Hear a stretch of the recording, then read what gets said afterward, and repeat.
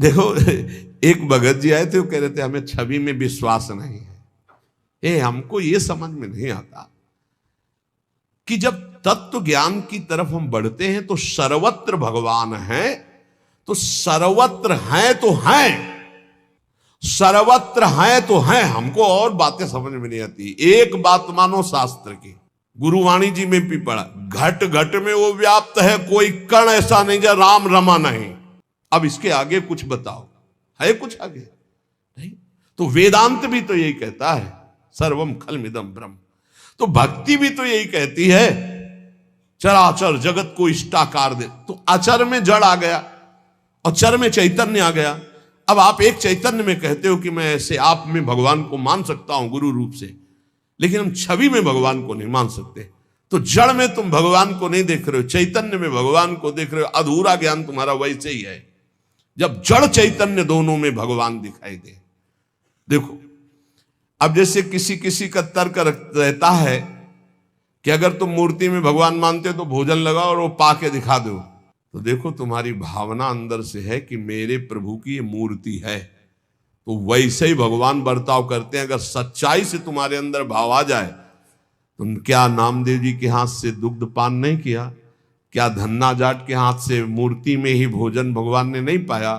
क्या साक्षी गोपाल के रूप में मूर्ति चलकर उड़ीसा नहीं गई? पर चाहे जितना समझाओ, अपने भाव में बैठा हुआ कि ये मूर्ति है, तो वैसे ही व्यवहार प्रभु करते। क्या खंबा खंबा नजर नहीं आ रहा? क्या इसमें भगवान नजर आ रहा है? हम भावना का आरोप करते हैं, लेकिन प्रहलाद जी को भगवान नजर आ रहे थे तो खंबा फाड़ के प्रकट हो गए। देखो, अगर आप एक बात शास्त्र की मान लोगे तो सब संशय खत्म हो जाएंगे। कोई कण ऐसा नहीं जहां प्रभु ना हो। हम दोनों पक्षों को गुरु कृपा से स्वाद ली करके चले हैं। एक निर्गुण निराकार सर्वव्यापी अंतर्यामी परमात्मा, और एक सगुण साकार भगवान का स्वरूप, और फिर एक सगुण निर्गुण दोनों से परे प्रेम का स्वरूप जो वृंदावन में है। ये सगुण निर्गुण दोनों से न्यारा स्वरूप है। इसलिए हमारी बात प्रार्थना सहित समझ लीजिए, कोई कण ऐसा नहीं जहां मेरे प्रभु ना हो। जब सर्वम खलमिदम ब्रह्म, तो मूर्ति में ब्रह्म नहीं है क्या? फिर क्यों कहते हो नहीं करना चाहिए? अधूरा ज्ञान। पूरा ज्ञान हो जाएगा तो तुम्हें समझ में आएगा। सब गुरुओं के गुरु भगवान शंकर है ना, और कौन ऐसा है ज्ञानी जो भगवान शंकर की आराधना न करता हो, जो विश्वेश्वर विश्वनाथ जी में जाके माथा ना प्रणाम करता हो, जल न चढ़ाता हो? कौन ऐसा है? इसलिए कौन ऐसा है जो अपने गुरुदेव को मूर्तिमान मानकर प्रणाम न करता हो? तो हमें कुछ बातें ऐसी लगती हैं कि अगर ये अधूरापन छोड़ दिया जाए तो पूरा ज्ञान हो जाए। भगवत ऋषि कहते, जाको दर्शन हित मिले ताको दर्शन उत। जब छवि में ऐसे राधा बाबा ने, ये भी आत्मज्ञानी महापुरुष है, और जो ही वो छवि मुस्कुरा के गोविंद ने जेविन नेत्रों की बाकी चितवन मारी की होश खराब हो गए राधा बाबा के, और छवि लिए छाती से लगाए डोले। पढ़ के देख लेना।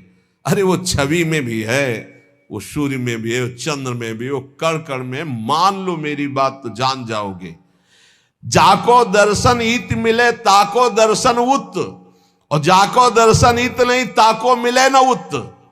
ताको मिले न उत फिरे भटकत सब ठौरनी, मन को मैल न जाए खात घर घर के कौरनी। इसीलिए हम कहते हैं ठीक से चलो तो तृप्त हो जाओगे। आए थे ऐसी ऐसी ज्ञान की बातें कर रहे थे, हो भाई हवाओं, लेकिन यहाँ तो टटिया लगाना आता है ना गुरु कृपा से। तुम चाहे जितनी हवा उड़ाओ, हम तुम्हारे आगे टटिया वही रंग की लगाएंगे। पक्का समझो। प्रेमानंद का रंग कैसा, तुमने जैसा देखा वैसा। पक्का समझो, जैसा तुमने देखा वैसा। काशी से आओगे वेदांत के नीचे नहीं उतरेंगे, अयोध्या से आओगे सियाराम जी के नीचे नहीं उतरेंगे।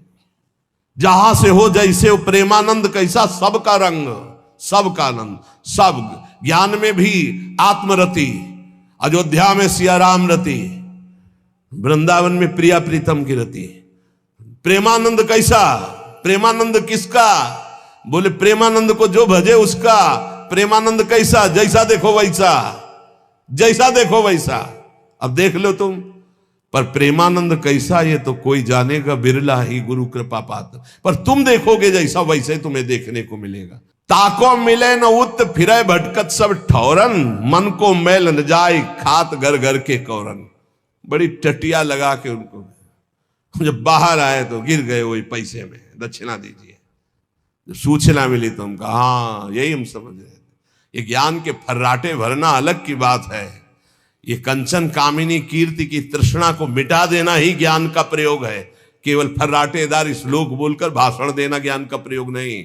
गुरु कृपा पात्र इस ज्ञान का प्रयोग काम क्रोध लोभ मोह मद मत्सर इन शत्रुओं के नाश के लिए प्रयोग करता है, ना कि अहम का पोषण करने के लिए। कितनी देर भी बोलो, 5 ही शब्दों में पता चल जाता है कि आप कहां कितने गहरे पानी में हो।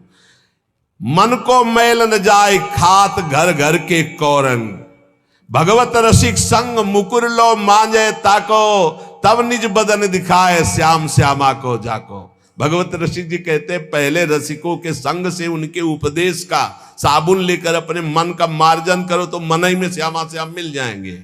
श्यामा श्याम का जे भी स्वसुख जागृत हुआ भाव श्यामा श्याम वाला, उन्हीं की सेवा सुख, उन्हीं के नाम सुख। उन्हीं तो जिधर देखोगे श्यामा श्याम में नशे में नेत्र रहते रसिकों के। जैसे कोई नशा पियो ना तो घूर्णित नेत्र, ऐसे बोझा में प्रेम रस बोझा में भरे नेत्र रहते हैं। भगवत ऋषिक जी महाराज कह रहे गुरुदेव के चरणों का आश्रय लेकर केवल आशा प्रिया प्रीतम की कर लो भाई, कौआ मत बनो। कौआ धोए हंस नहीं होए न बछड़ा स्वान, रासबते है होए नहीं जो धोवे भगवान। बहुत मस्त बात है।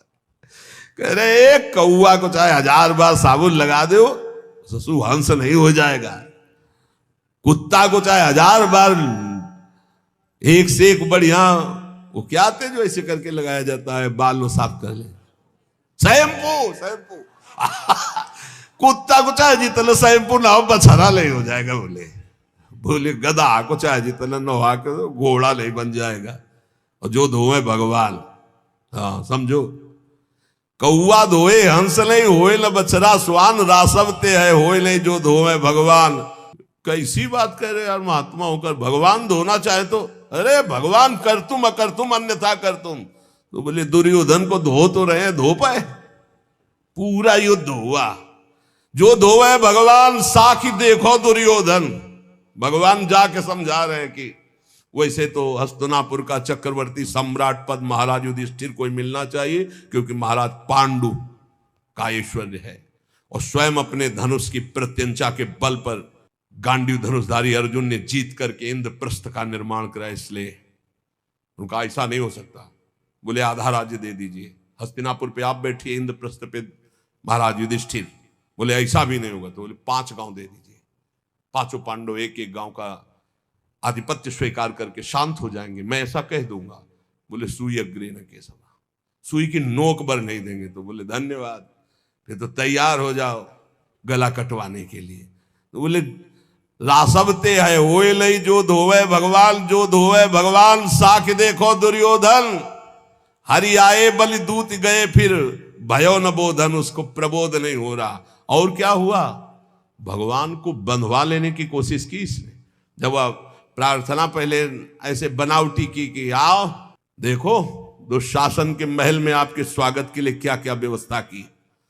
भगवान ने कहा आवश्यकता नहीं, क्योंकि भोजन 2 ही भाव में पाया जाता है। यदि भोजन का अभाव बड़ी भूख हो तो मेरे को भूख नहीं, या सामने से बहुत प्रीति हो, तेरे में प्रीति नहीं, मेरे में भूख नहीं तेरे में प्रीति नहीं, इसलिए मुझे पहले ही प्लान कर लिया था कि इनको बंदी बना। भगवान ने विराट रूप दिखाया, थर थर कांपने लगे सब, फिर भी बुद्धि नहीं बदली। बोले ये नाटक हमारे सामने नहीं चलेगा इंद्रजाल, मैं जानता हूं कुछ फर्क नहीं। बड़ा ही भगवान का विचित्र, जब विरोधी तैयार करते तो फिर पक्का तैयार करते हैं।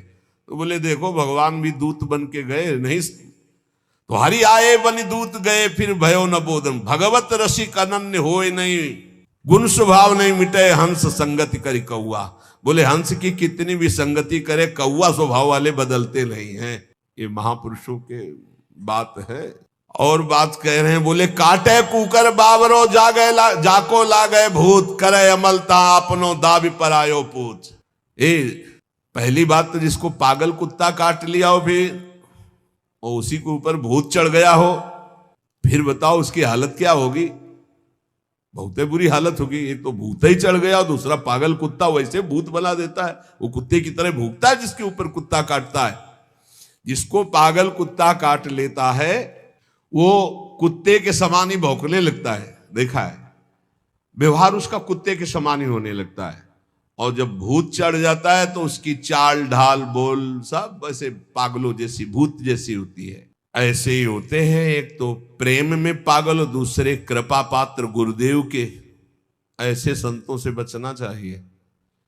पागल कुत्ते के एक स्वभाव होता है ना, वो जैसे ऐसे देख लिया तुम्हें तो अब हजारों अगल बगल खड़े होंगे, नहीं काटेगा, वो तुम्हें ही काटेगा। चाहे जितना भाग जाओ आप, तुम्हारे पीछे ही लगेगा।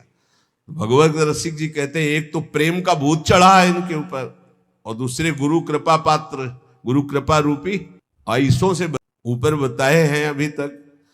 बोले ऐसों की बड़ी विचित्र गति होती है। प्रेमाविष्ट महात्मा जन जो होते हैं, ये जिनके पीछे लग गए उनका उद्धार करके छोड़ते, पक्का समझो।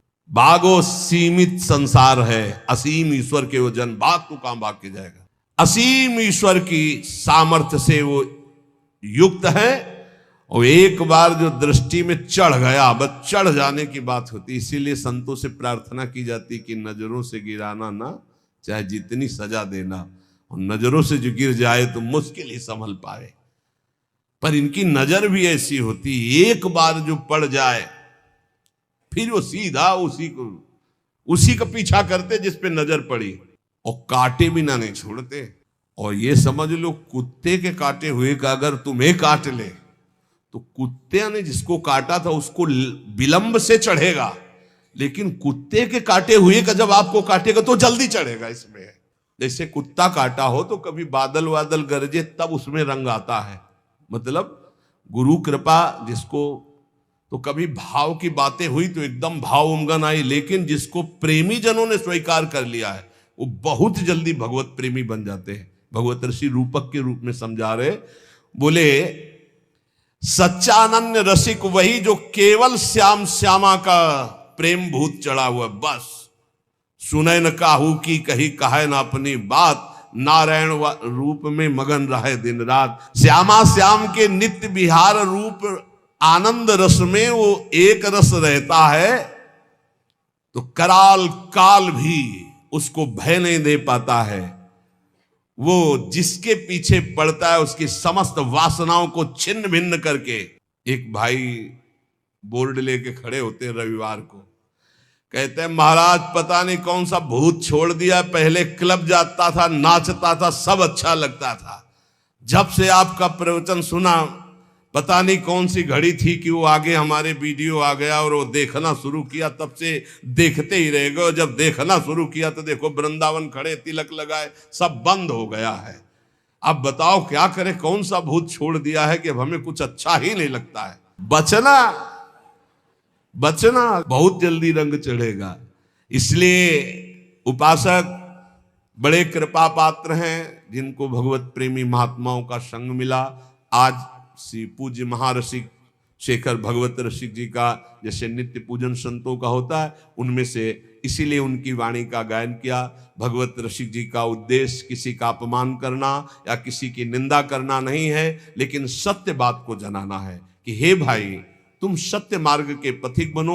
इन अमूल्य श्वासों को सत्संग के द्वारा प्रियालाल की प्राप्ति में लगाओ, क्योंकि अंतिम परिणाम ही तुम्हारे जीवन का मंगलमय हो तो जीवन सार्थक। अंतिम परिणाम राधा राधा कहते हुए हमारी श्वास पूरी हो। अब वो श्वास कब पूरी होगी हमें पता नहीं, आज हो जाए कि कल हो जाए, इसलिए हर श्वास में राधा राधा जपो। और देखो प्रियालाल के चरणों में अनंत शक्तियां हाथ जोड़े खड़ी हैं। आप चिंता मत करो, उचित भरण पोषण की व्यवस्था चराचर जगत की भगवान करते। फिर हम लोग तो शरणागत हैं, हमें क्या चिंता है। हमें सदैव इनकी चिंता करनी चाहिए, श्यामा श्याम की। और वो हमारी चिंता, जब वो हमारी चिंता करेंगे तो हम निहाल हो जाएंगे। बस खास बातें आप अपनी चिंता करोगे तो ठीक नहीं, आप चिंतन करो श्यामा श्याम का। और वो कह रहे हैं योगक्षेमम वहाम्यहम, मैं तुम्हारा योगक्षेम वहन करूंगा।